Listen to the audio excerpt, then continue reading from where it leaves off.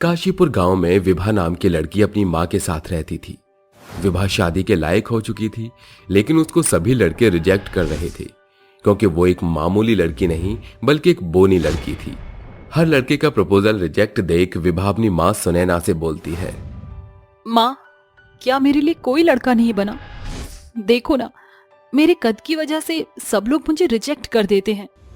मैं सुंदर हूँ, हर चीज है मुझ में, लेकिन फिर भी मेरी ये कमी की वजह से भगवान मुझे इतने दुख दिखा रहा है।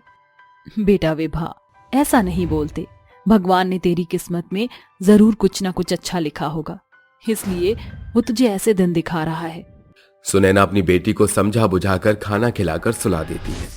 और एक दिन राघव नाम का लड़का अपनी मां रेनू के साथ विभा को देखने के लिए उसके घर जाता है, जहां वो विभा को देख राघव मुंह बनाने लगता है और धीरे से अपनी मां के कान में बुदबुदाते हुए कहता है, अरे मां, तुम मेरी कैसे घर में शादी करवा रही हो? ये सुंदर तो है लेकिन बौनी है।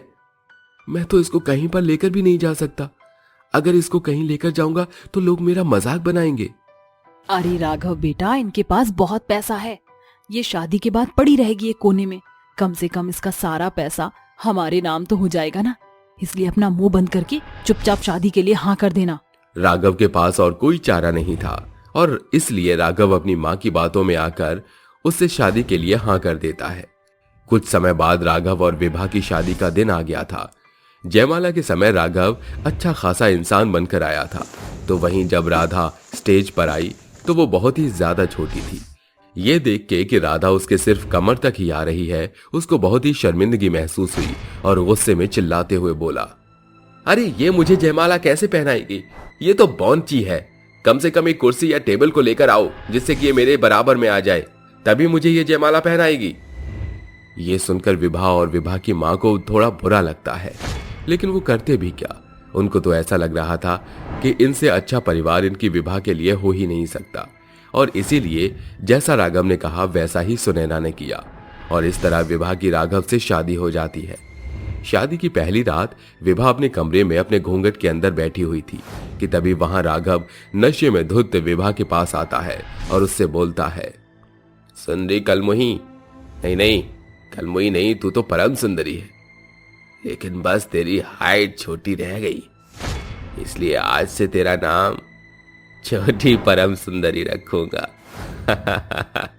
तेरा और मेरा कोई लेवल नहीं है। मैं कहाँ लंबा सा और तू कहाँ नाटी सी। तेरा मेरा कोई कंपैरिजन नहीं है, इसलिए तू खुद को मुझसे दूर रखियो, समझी? बेचारी विभा अपने घूंघट के अंदर अपनी आंखों में आंसू लिए बैठी रो रही थी। वो राघव को कुछ नहीं बोलती और चुपचाप बैठी रहती है। इस तरह दिन गुजरते गए और विभा के ऊपर राघव का अत्याचार बढ़ता गया। उसके ऊपर राघव अत्याचार तो कर ही रहा था, लेकिन उसे यह नहीं पता था कि उसकी सास जो हर वक्त उसका पक्ष लेती रहती है, वो भी एक आस्तीन की सांप है। एक दिन की बात है, रेनू अपनी बहू से बोलती है, अरे बहू, तूने अभी तक काम नहीं किया। अरे क्या बात है? मम्मी जी, मेरी थोड़ी सी तबीयत ठीक नहीं है। जैसे ही मुझे तबीयत ठीक लगेगी वैसे ही मैं घर का काम कर दूंगी। अरे कैसी तबीयत रे? पूरा दिन तो टांग पसार के आराम करती रहती है, इसमें भी तेरी तबीयत खराब हो गई। काम जल्दी से कर ले। अगर तू काम नहीं करेगी तो घर का काम क्या तेरा मरा हुआ बाप करेगा? मम्मी जी, आप मेरे पिता पर मत जाइए। विभा की ये बात राघव सुन लेता है और उसके बाल खींचते हुए उसको धक्के मार देता है और गुस्से से बोलता है, तेरी इतनी हिम्मत कि तू मेरी माँ से जबान लड़ा रही है? आज मैं तुझे नहीं छोड़ूंगा। इतना कहकर राघव अपनी कमर से अपनी बेल्ट निकालता है और विभा को बहुत ही बेरहमी से मारने लगता है। राघव विभा को इतना मारता है कि उसकी आंखों के ऊपर काले धब्बे, शरीर पर काले धब्बे के निशान और उसके मुंह से खून निकलने लग जाता है।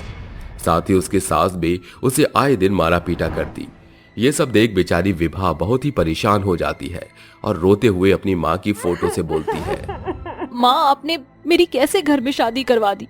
आप तो कह रही थी कि भगवान ने मेरे लिए कुछ अच्छा किया है, लेकिन यहाँ तो मेरे साथ कुछ अच्छा होता ही नहीं।